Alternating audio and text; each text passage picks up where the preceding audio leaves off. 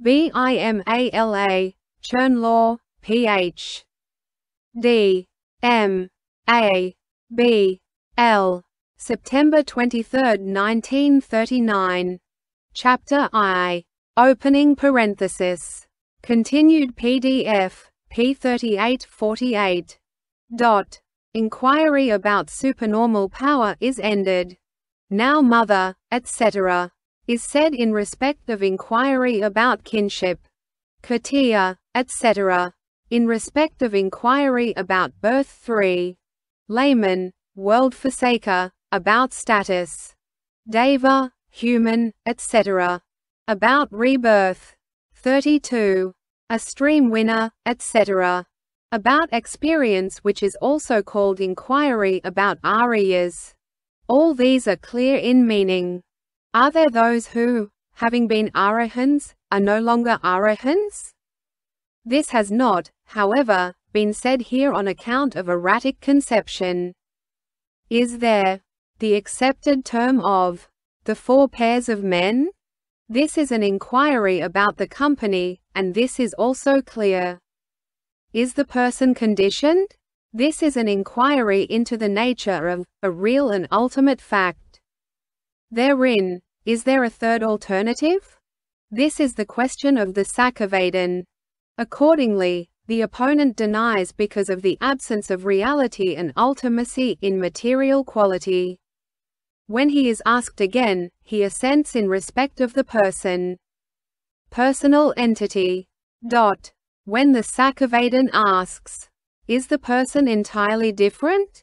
The opponent denies, because he would not admit the conditioned and the person as being entirely different. Are the aggregates conditioned? And so forth. This is said to inquire, having shown by material shape that the aggregates are conditioned, whether these are entirely different. Is material shape conditioned? And so forth. This is said to inquire, having shown the classification of the aggregates, whether these are entirely different. Does the person originate? This is the question of the Sakavadan.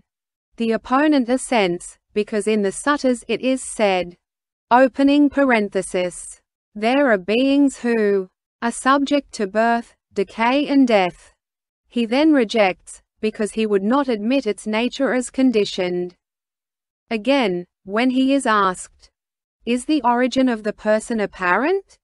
And so forth, he assents, because, according to him, by such expressions as it is just misery that comes to be, endures, and is experienced, and so on, the origin of the person, etc., is not meant. Does the person exist in the goal? The goal means nirvana, and does the person exist therein? Is asked. If the person exists therein, he falls into the error of man as eternal, and if he does not exist therein, into that of man as annihilated. The opponent, who would not admit either, then rejects both. In the question of dependence, coming to be means the state of being reborn. As to the question, does one who feels pleasurable feeling know that he is feeling it? Opening parenthesis. It is contended that the earnest student, yoga vikara, knows. The foolish average man does not. The question about the contemplation of the concept of body with respect to the physical frame, and so forth, is clear. In the verses quoted from the Parayana, the expression look upon the world as void means contemplate the world of aggregates as void of a being. Is it the person here who looks upon? This is the question of the Sakavadan. The opponent is so asked, because he, in the verse containing the expression look upon the world as void, contends that he who looks upon is a person. 33 With material form means not being free from the body group. He acknowledges this because of the 5 constituents, but again when he is asked, is that soul the body? He rejects, lest it should contradict the suttas. Opening parenthesis. Does he contemplate without material form? This the opponent admits, because of the 4 constituents, but again, when he is asked, "Is that soul quite different from that body?" he rejects, lest it should contradict the suttas. When he has gone within and when he has gone outside, these are the expressions implying the specific significance of, is it with or without the body group? As explained above. Therein, when he has gone within, means, gone into material form, and not coming out of it or therefrom, persists there, not being freed from material form. Coming out means, formerly not freed from, now going beyond the scope of material form. Without self means deprived of self, of soul, of person. The sense is, even in one and the same quality, there is no person. Thus the meaning should be understood as said in all the suttas and commentaries. In this connection, however, we shall say merely so far as it was uttered. Did the Exalted One speak of a butter jar? And the following are adduced to show that meaning is not always according to the form of what is said. A jar made of gold is called a golden jar, but one made of butter is not in the same way called a butter jar. What is meant here is this: a butter jar is only that wherein butter is put. In regard to an oil jar, and so on, this is the sense. A permanent meal or a congee is not eternal and permanent as is nirvana. A meal provided in perpetuity, a constant supply of congee, implies the sense that we are to give in charity every day without any limit of time. Even in such expressions as, there is the person who works for his own God, and so on, there is no such person as bodily and mental aggregates, known in their specific and general senses. Given bodily and mental aggregates, it is customary to say such and such a name, a family. Thus, by this popular turn of speech, convention, expression, is meant. There is the person. This is the sense here. Herion it was also said 34 by the Exalted One. These, Chita, are merely names, expressions, terms of speech, designations in common use in the world. What is meant here is, even without reference to bodily and mental aggregates, the term, person, is used to denote a popular convention in both its specific and its general sense. The Buddhas have two kinds of discourse, the popular and the philosophical. Those relating to a being, a person, a deva, a Brahma, and so forth, are popular discourses, while those relating to impermanence, ill, soulless, the aggregates, the elements, the senses, the application of mindfulness, the intent contemplation, and so forth, are discourses on highest meaning. Therein, in the popular discourse, when there is speech of a being, a person, a deva or a Brahma, he who is able to understand, comprehend its meaning, or get out of this world, or attain the victory of an arahan, him the Exalted One teaches, at the very outset, about a being, a person, a man, a deva or a Brahma. He who, on hearing differently in discourse on highest meaning about impermanence, or ill, or the like, is able to understand, comprehend its meaning, or get out of this world, or attain the victory of an arahan, him, the Exalted One, teaches differently about impermanence, and so forth. Thus, he does not teach at first the highest meaning discourse to any one, even to one who understands him in popular discourse. Taking his stand on popular discourse, he, on the other hand, teaches the highest meaning discourse afterwards. He does not teach at first popular discourse to one who can understand him in highest meaning discourse. On the other hand, having enlightened him in highest meaning discourse, he teaches popular discourse afterwards. Highest aim discourse is, as a rule, too severe to begin with. Therefore the Buddhas teach at first by popular discourse, and then highest meaning discourse. But popular discourse they teach consistently and in conformity with truth according to the method selected.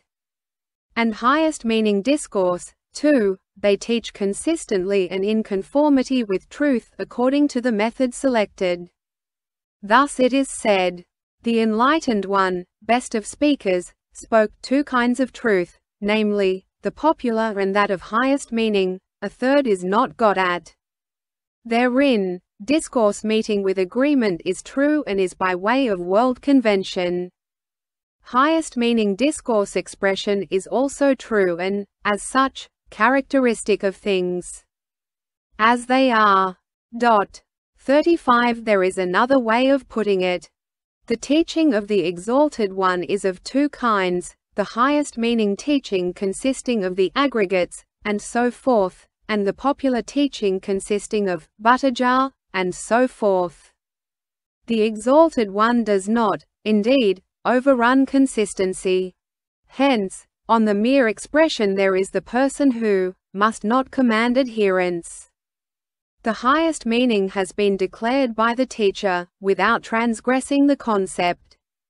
So, another wise man also should not, in explaining the highest meaning, overrun a concept. The remaining meanings are clear everywhere. The controversy on person is ended. Now follows the controversy on falling away. Because of such statements in the suttas as liability to fall away, and the opposite, these two things, monks, are concerned with the falling away of a monk who is training. And these 5 things, monks, are concerned with the falling away of a monk who now and then attains emancipation. Certain sects in the order, namely, the Samattiyas, the Vajrapattiyas, the Sabbathavadins, and some of the Mahasanghikas incline to the belief that an arahan can fall away. Hence, whether it be their view or that of others, the Sakavadin, the Theravadin, in order to break him of it, asks, "Does an arahan fall away from arahanship?" Therein, falling away is twofold. 1. From what is one, and 2. From what is not yet one. The Venerable Godhika fell away twice from that emancipation of will. Seto, which was intermittent, only, illustrates the former.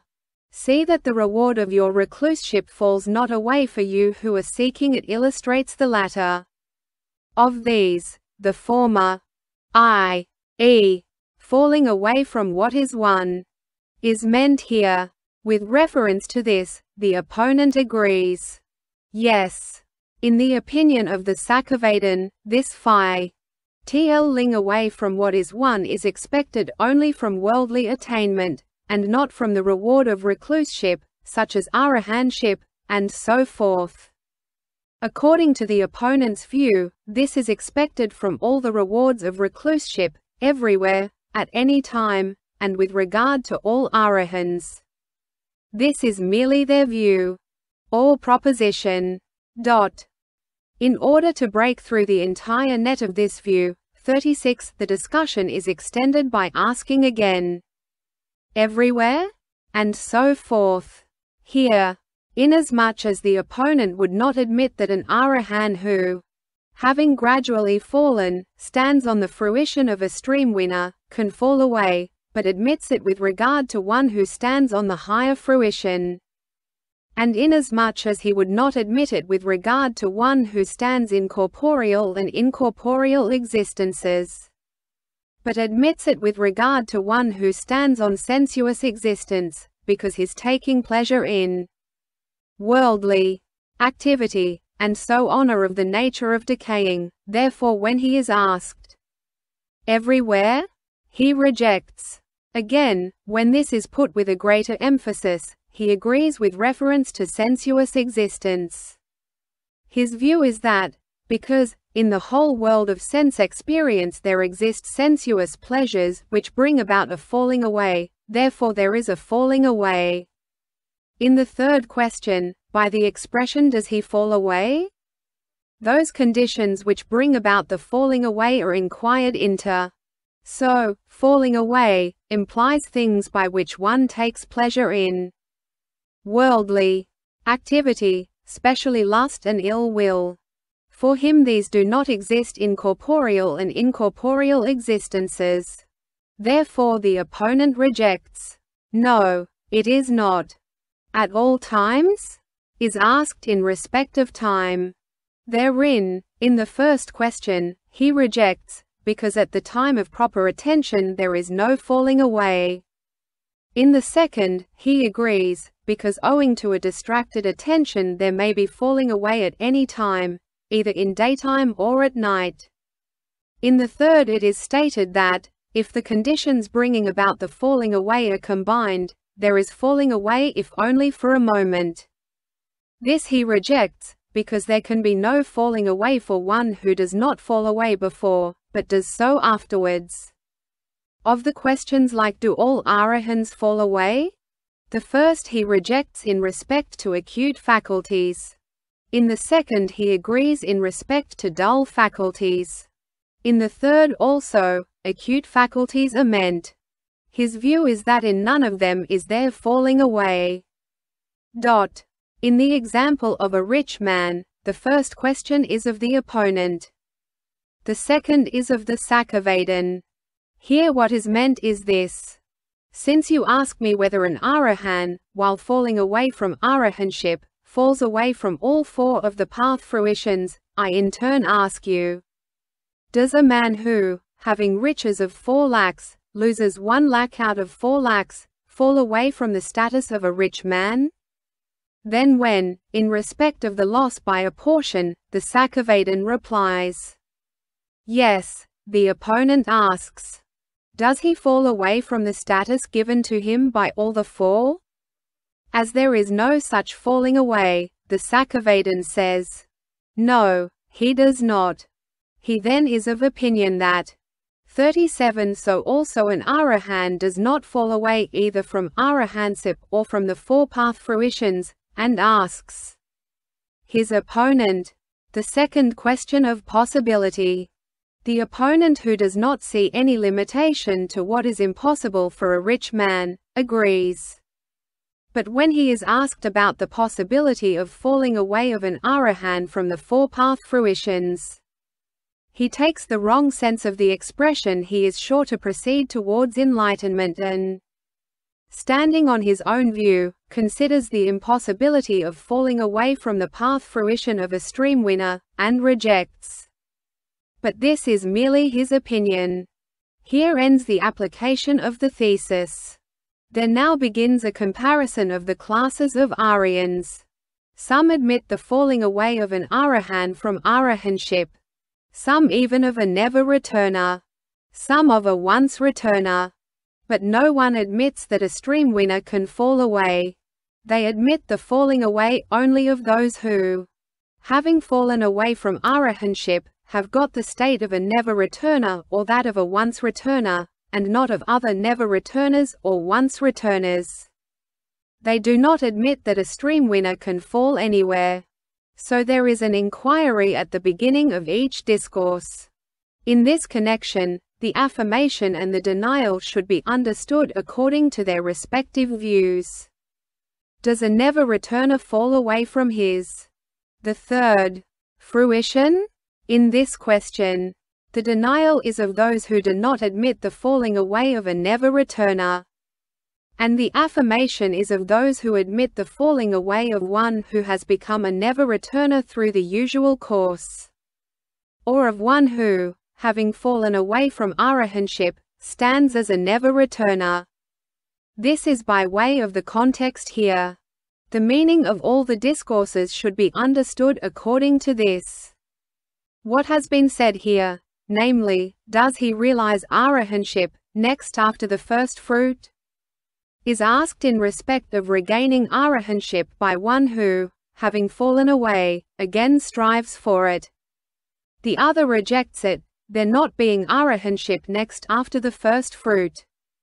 Thereafter, in order to ask whether this, falling away, might have been due to the ignorance of putting away the corruptions, or to the cultivation of the way, etc.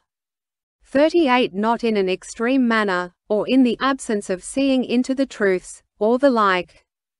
The questions, who does put away more corruptions? And so forth are said. All these are clear in meaning. The meaning of the suttas, however, should be understood as said in the texts and the commentaries. Does an arahan who now and then reaches emancipation fall away from arahantship? Here, their view is, he who has dull faculties reaches emancipation now and then, and he who has acute faculties is at any and all seasons emancipated. In the opinion of the Sakavadin, however, it is definitely concluded that he who has got jhana, but has not self-control, is intermittently emancipated, while he who has got both jhana and self-control, and also all classes of Aryans are at any and all seasons emancipated in the Aryan emancipation. But the debater, holding his own view, says, he who is intermittently emancipated falls away, but the other does not. The rest here is clear in meaning. Here ends the comparison of classes of Aryans. Now follows proof from the suttas. Therein, both high and low, means both high and low from a comparison of highest and lowest. The ways, means the ways revealed by a samana, that is to say, explained by a buddha samana. The high ways are of pleasant progress and of quick intuition, while the low ways are of painful progress and of sluggish intuition. The next two are partly high, and partly low. That which is said first is high, the next three are low. Those who reach the further shore, means, do not walk twice along those ways to nirvana, but by one way. How? Because the corruptions which are removed by that way do not originate again. In this way, the absence of the conditions of falling away is explained. Nor once is this goal thought of means, nor even once does he become worthy of attainment of it. Why? Because of the removal of all corruptions by the one way. 39 By this one way, the attainment of arahantship is explained. By the expression is there to be a cutting of what has been cut? Is asked, is there anything to be cut again from the circle of corruptions which has been cut? The other rejects in respect of acute faculty sense, and when he is asked again, he agrees in respect a dull faculty. The Sakavadin quotes the suttas, and shows the absence of it. Therein, the flood and the snare, means the flood of corruptions and the snare of corruptions. Accumulation of what has been accumulated means again the way culture which has been cultivated. In this connection also, denial and assent should be understood as before. In the sutta which has the expression, conduce to the falling away, quoted by the opponent, there are 5 things which conduce to the falling away from what is not one, and from worldly attainment. But he who thinks over the falling away of one who has won the highest fruition, asks, does not the arahan delight in worldly activity? The other rejects with reference to one who is at any and all seasons emancipated, but assents with reference to the other. He rejects in respect of being affected and bound by the passion of worldly desires, but assents in respect of being affected and bound by the other. When he is asked, is he assailed by lust? And so forth, he, however, cannot assent. Is he assailed? Means by which he is assailed, taken up, or overcome. In the question about latent bias, too, denial and assent should be understood in respect of acute faculties and dull faculties respectively. Or, he assents merely by the expression, he has good latent bias. Does he accumulate lust? Is asked because of falling away in the making become. In the next, regarding hate and error, this is the meaning. He, however, does not admit any accumulation, because, according to the implication of his own view, etc. There is the falling away. The rest is clear, everywhere. The controversy on falling away is ended.